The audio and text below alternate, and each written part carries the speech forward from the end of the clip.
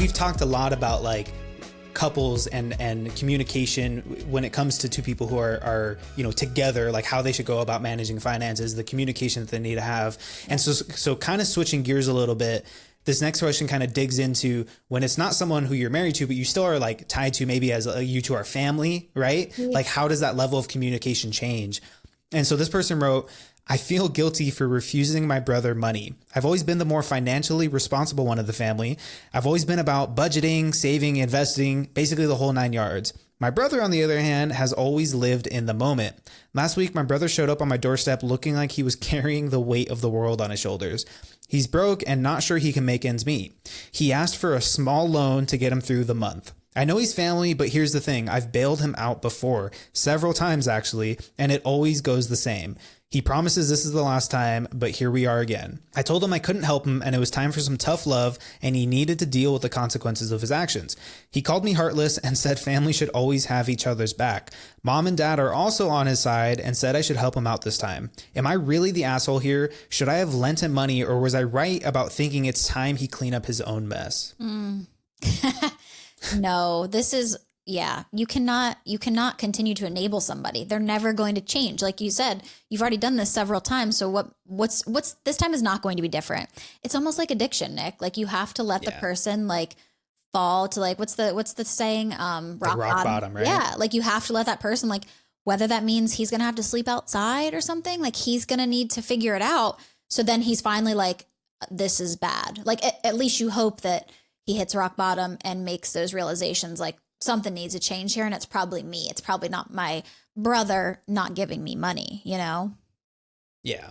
It's that saying, you can bring the horse to water, but you can't force him to drink, right?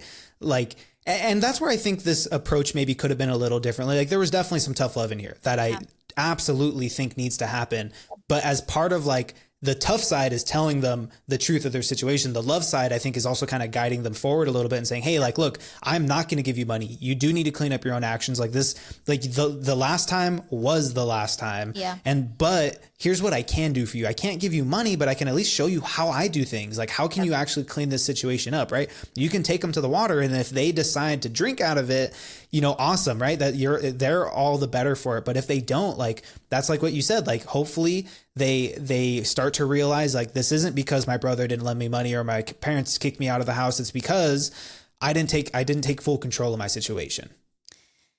Yeah. And this just sucks because I feel like this happens all the time. Like, when will this person actually learn? Like, yeah, you can probably try to show him whatever, but I just still think he's in that like poor me, like woe is me. Like I just need help right now. Like, feeling self-pity is really what it is. I don't know. I think I see this all the time. And like, I just don't know if I ever see someone that's like, yes, I would love to learn from you. And I'm going to change my whole life around. Like you just don't see that. I know, like you can want the person to do better, but until they're ready to do better, like it's just not going to change. And like, we don't know the whole situation, right? Like there may have been circumstances that caused the brother to get here, but like this person said, like you've given them the support that they came and asked for several times and they promised it was going to be the last time or that they'd pay you back. And like, this was going to be the game changer for them. And at that point you are enabling, right? And like this person might be a nice person, right? But saying yes to bad behavior over and over and over again, like it doesn't matter how nice of a person you are, like you are actively making their situation worse, right? You are contributing to it being bad because you're not allowing them to hit that rock bottom, like you said, so that they can clean it up, right? Like everyone's responsible for their own actions, but if you are enabling that situation to continue happening because you continue to offer the support, knowing where it's going to go, like you got to cut the ties as well. Yeah. Nick, have you ever, I was obsessed with this show back in the day. Have you ever heard of the show Intervention? Please tell me you have. Is that like an MTV show? Oh my gosh. I'm officially old. This is great. No, it's looking it up right now. It's on A&E and it's like about addiction. They literally like follow somebody around. It's super interesting. I think they're on like Netflix now. You guys are gonna have to watch one tonight. But they literally follow around like addicts, and a lot of the times you'll see them just like manipulating family into like giving them more money or allowing them to stay in their home while they're having these like drug addictions, And this is how I feel about this situation. It's like the same thing is happening over and over, but you're feeling guilty because like you're family and you don't want that person to end up at rock bottom, but like you know that they should, but then you just continue to give and give. I also, so that made me think that that's too funny that you didn't know Intervention. That was my favorite show. Now I feel really old. Also, side note, I don't love in this that mom and dad are on his side and what you did. Yeah. I did not create him. Like, he's not my kid. You created him. How about you pay for it? You know, like, it's not my responsibility. I feel like unless there's a clear, like unless it's absolutely clear that one of the siblings made a mistake, right? And like screwed the other one over, like you guys just gotta let them sort it out, you know, like they're not little kids anymore. You can't intervene and tell them they have to kiss and make up, right? Like you got to let them sort this out for themselves. And I feel like the parents are also part of that side of enabling him as well. You know, like, oh, like, you're right, it's not your fault. Like, your brother really should have given you money, all while they're not contributing anything to the situation as well, probably just making it worse. But no, I haven't seen that show. I feel like one of the older shows I definitely remember, though, like My Strange is it Addiction or Obsession? Yeah. Like the episode that's like burned into my mind is the guy who, like, 2 episodes, the guy who fell in love with his car and then the girl who couldn't stop eating air freshener. Oh, like she would spray it in her mouth, and like, yeah, both of those equally weird, just on totally different ends of the spectrum. A little bit separate from Intervention, but yeah. A little separate. An intervention definitely needed to happen there. Yeah, but yeah, I think, yeah. So this brings up I think a bigger question here. How do you like set boundaries with like family members, friends, things like that? Like, especially because, like, you know, if people know that you are financially stable, like this person said, you know, I'm the one who's always been budgeting and saving and good with my money. So then those people automatically feel like they're entitled to like what you have because you have money, and they just, like I said, feel like woe is me, self-pity and all that. But how do you set boundaries with family, friends, people who ask you for money, things that you don't want to give? I think you got to assess, like, one, how important is this relationship to me, and what are the possible ways that this could ruin it? And more often than not, it's building resentment, right?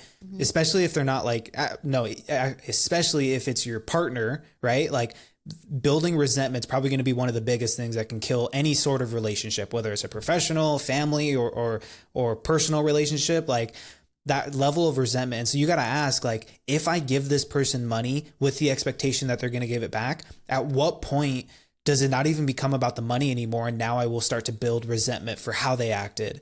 And like, I don't know, things are always different. You give someone money and now you're very critical about what they're doing with their life, especially if it's like, you know, hundreds of dollars, thousands of dollars, right? If you give someone $10, like, I don't think you're going to second guess it. Right. Yeah. But if someone says like, hey, can you help me? Like, I need $500 to make my rent payment this month. It's like, yeah, I don't, you know, like, but then you also see them doing other things that may not be contributing to them financially, or the lack of action that would improve their situation. Yeah. You're going to get super critical of them, which isn't going to be a fun place for either of you. And you're going to build up that resentment. And I don't know. I think for me, like, if I'm going to give someone money, it's with the expectation that it's going to be an amount that I can afford for them not to pay me back. Yep. Now, if they say, hey, I want to pay you back, cool. Like, I will just go into that situation with saying they might not. And I'm okay with that. Yep. But I would always, you know, what I always say is like, if I'm going to do that, it's also going to come with more. It's like, hey, if I'm going to give you this money, it's because, one, you need it, but two, like, you're going to let me help you more than just handing you money, right? Yeah. Like, because I don't want to see you in this situation anymore. Like, that's why I'm someone that you feel comfortable coming to, is because I will also help you, like, learn how to do the budgeting or learn how to manage things. But that comes with the money too. You don't just get the money and then we don't talk anymore. It's like, no, you get the money and then you're going to listen to me at least trying to help you. You know, and then whatever happens, again, everyone's an adult and responsible for their own actions. But I think the big part is not having the expectation that they're going to pay you back, because that's where the resentment starts to build. Yeah, I feel the same exact way. Like, just over the years, like, random situations where I would give money to somebody, it was always like, it was never, again, money that I needed. And it was money that I just expected, like, it was just kind of like charity at this point. Like, I'm not getting that back. If I got it back, cool. But it's not something that I'm like holding them to it, because I know it's just going to affect me more than it's going to affect them. You know what I mean? Yeah. So I don't know. I kind of lean to like not give money. Not that I really have that many people to ask. I've had like a few friends. I've had a few friends over the years that ask, but nothing for like crazy. So I kind of feel comfortable doing it, especially because now I'm in a better financial place that I can give, you know what I mean?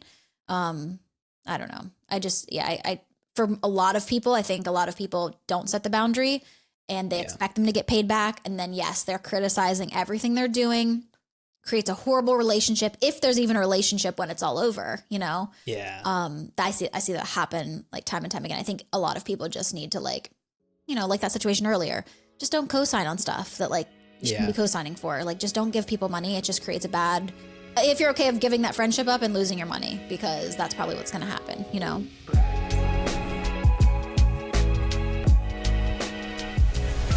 The information, opinions, and recommendations provided on this podcast are for entertainment purposes only and do not constitute professional financial advice. Any financial decisions you make based on the content of this podcast are your responsibility. We strongly recommend consulting with a licensed financial advisor or other qualified professional before making any significant financial decisions. By listening to this podcast, you acknowledge that we are not liable for any financial outcomes.